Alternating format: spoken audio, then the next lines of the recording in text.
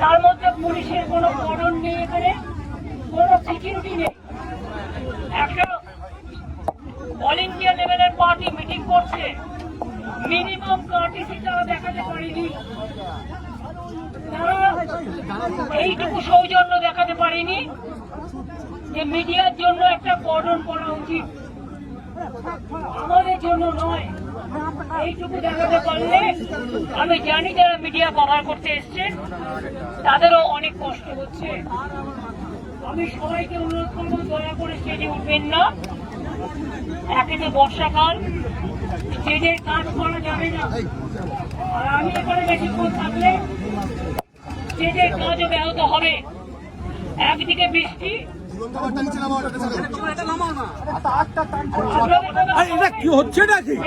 Please আপনাদের কথাটা থামাবেন। আমাদের কর্মীরা তো চুপ করে গেছে, আপনারা একটু চুপ করুন দয়া করে।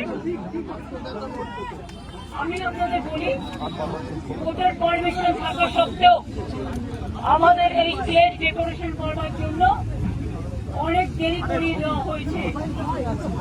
তা সত্ত্বেও গতকাল লোডশেডিংও করে দেওয়া হয়েছিল।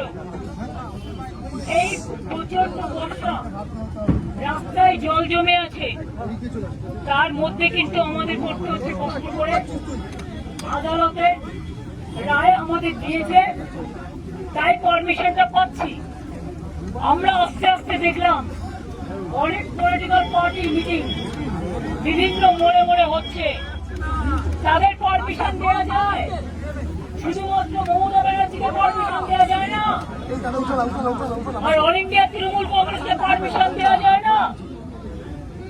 এটা কোন ধরনের রাজনীতি? ঝাড়খণ্ড থেকে লোক নিয়ে আসছে বিজেপি, বিহার থেকে লোক উঠছে বিজেপি কংগ্রেসকে দেখানোর জন্য, আর এখানে যারা এসছে তাদের থাকার জায়গা নেই, ট্রেনের টিকিট পাইনি, গাড়ি পাইনি, একটা ধর্মশালাও দেয়নি, সব পালন করে দেওয়া হয়েছে।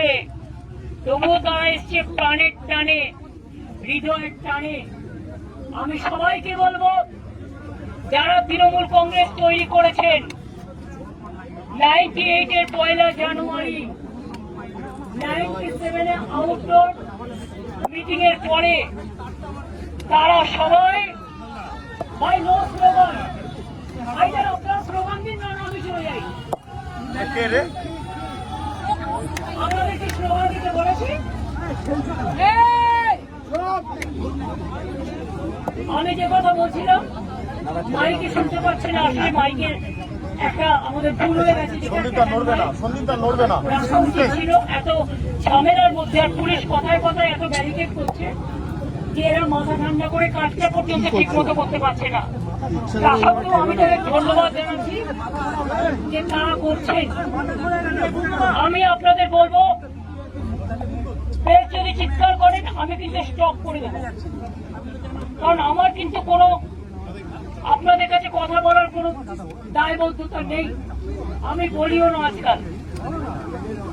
আমি আপনাদের কাছে বলবো, আমরা যারা তৃণমূলটাকে বুকে করে রক্ষা করেছেন এবং এই শহীদ দিবসের দিন বহু রাজনৈতিক দলে, অন্যান্য রাজনৈতিক দলের অনেক কর্মী, অনেক সম্প্রীতি পরায়ণ মানুষ, অনেক সংস্কৃতি পরায়ণ মানুষ, অনেক সাধারণ মানুষ এই দিনটা ধর্মতলায় যেতেন। আমরা ধর্মতলায় পারমিশন চেয়েছিলাম, দেওয়া হয়নি। আমরা রেড রোডে চেয়েছিলাম, দেওয়া হয়নি। আমরা মেয়র রোডে চেয়েছিলাম, দেওয়া হয়নি। আমরা ডোরিনা ক্রসিং চেয়েছিলাম, দেওয়া হয়নি। 7 দিন রেড রোড বন্ধ করে জোগাড় প্যান্ডেল করা যায় সাধারণ মানুষকে যাতায়াত করতে না দিয়ে, আর একদিন যদি আমরা বছরের একটা প্রোগ্রাম, এই প্রোগ্রামটা যা 40 বছর ধরে হয়ে আসছে, যদি পারমিশন পেতাম, কোন মহাভারতটা অশুদ্ধ হতো। এবং পরিষ্কার বলছি, যারা বলছেন না থাকবেন নাম, না থাকবে নিশানা, তাদের বলি এটা গদ্দারদের বলুন, আমাদের বলবেন না। তার কারণ আমরা ছিলাম, বলছি, মানুষের সাথে থাকবো, কর্মীদের সাথে থাকবো। আগামীকাল নতুন করে পথ চলার দিন। আমাদের যাত্রা হলো শুরু। ওগো কর্ণধার, তোমারে করি নমস্কার। বাংলার মামাটি মানুষকে প্রণাম জানিয়ে আগামীকাল বেলা 11টার মধ্যে ঝড় হোক, জল হোক, পুলিশ আটকে দিক, সব অগ্রাহ্য করে জেলায় জেলায় আমাদের নেতাদের থানায় ডিটেইন করা হচ্ছে। এই খবরও আমার কাছে এসছে। এইভাবে জোর করে বহিরাগতদের দিয়ে বাংলাকে কলঙ্কিত করবেন না, বাংলাকে কলঙ্কিত করবেন না। বাংলার মানুষ চলে বাংলার অন্তরের টানে, প্রাণের টানে, মাটির টানে, সেটাকে রক্ষা করুন। আমি আবার আপনাদের বলি, প্রেস মিডিয়ার বন্ধুরা, আপনাদেরও দাঁড়ানোর জায়গা নেই, জলে ভিজছেন, বর্ষা হচ্ছে, আমাদের কাজও বন্ধ আছে, তাই তাদের কাজটা কমপ্লিট করার জন্য আমি আপনাদের সকলকে অনেক কৃতজ্ঞতা জানাচ্ছি যে আপনারা কষ্ট করে এসছেন। আবার কালকে আসবেন, আমন্ত্রণ রইল। হয়তো যত্ন করতে পারবো না, কিন্তু নিজেদের মতো করে আসবেন, নিজেদের মতো করে থাকবেন। আমি এটুকু বলে আপনাদের সকলকে আগামীকাল 11টার মধ্যে এখানে আসার জন্য আমি আমন্ত্রণ জানিয়ে যাচ্ছি। এবার আমি ডেকোরেটরদের অনুরোধ করব তারা যেন তাদের কাজ শুরু করেন, এবং এখানে কুণাল দোলা থেকে শুরু করে শোভনদা, ময়না, আমার এখানে বৈশা থেকে শুরু করে আমার উপাসনা, আমাদের প্রিয়াঙ্কা থেকে শুরু করে, পাপাই থেকে শুরু করে, ইমামি বাহারুল থেকে শুরু করে, ইসরাও থেকে শুরু করে অনেকে এখানে এসছে, বসেন থেকে শুরু করে সবাই, বিরোধ থেকে শুরু করে, আমি সবাইকে বলবো আপনারা কাজটা দেখে নিন, কোনো যাতে অসুবিধা না হয়। আর প্রেস মিডিয়াকে বলবো রাত্রে যাতে এরা কোনো চক্রান্ত করতে না পারে দয়া করে নজর রাখুন। ভালো থাকবেন, সুস্থ থাকবেন।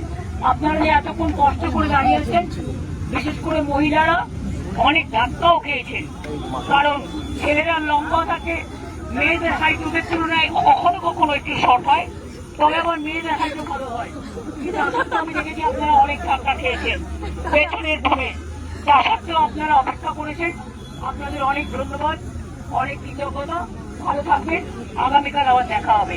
আর আমি এই জায়গাটা ছেড়ে না গেলে এখানে ওরা কাজ শুরু করতে পারবে না, কারণ কর্মীদের আবেগ আপনারা বুঝতেই পারছেন। এই আবেগ অ্যারেস্ট করে, এই আবেগ টাকা দিয়ে, এই আবেগ বেঁচে দিয়ে হয় না, এটা প্রাণে, এটা ভয় দেখিয়ে হয় না, এটা প্রাণের আবেগ, এটা অন্তরের টান। আমি আমার সহকর্মীরা যারা থাকার জায়গা নেই, খাবার জায়গা নেই, দুটো খেতে পারিনি, গেলে টিকিট পাইনি, টিকিট দেওয়া হয়নি, নেই, সবকিছু ত্যাগ করে যারা এসছেন তাদের আমি অনেক ধন্যবাদ, কৃতজ্ঞতা জানাচ্ছি। এবং আগামীকাল যে নেতাই ফোন করুন না কেন, don't care, ignore the culprit, the criminals and the dacoits and the anti-social. Respect the democracy, the justice for the people. Even আমি আজকে কন্ডেম করছি, ডেইলি পুলিশ এই অ্যাট্রসিটিস করেছে, বিশেষ করে ককরোচের স্টুডেন্ট এবং ইউথদের ওপরে, এবং সুনামকে যেভাবে ফোর্সফুলি অনশন থেকে তুলে এনে দেওয়া হচ্ছে, আমি তার টোটাল ধিক্কার জানাই। এবং আমি 21শে জুলাই হয়ে যাওয়ার পর আমি ভেবেছিলাম ওদের অনশনটা চলবে, একবার যাবো, কিন্তু আমি শুনেছি ওদের ফোর্সফুলি ওদের অনশনটা উইথড্র করা হয়েছে। যাই হোক, তবু তাদের সাথে দেখা হবে। আমাদের সহকর্মীদের ছিল, থাকবে, আগামী দিনও আমাদের শুভকামনা থাকবে। অনেক অনেক ধন্যবাদ, নমস্কার।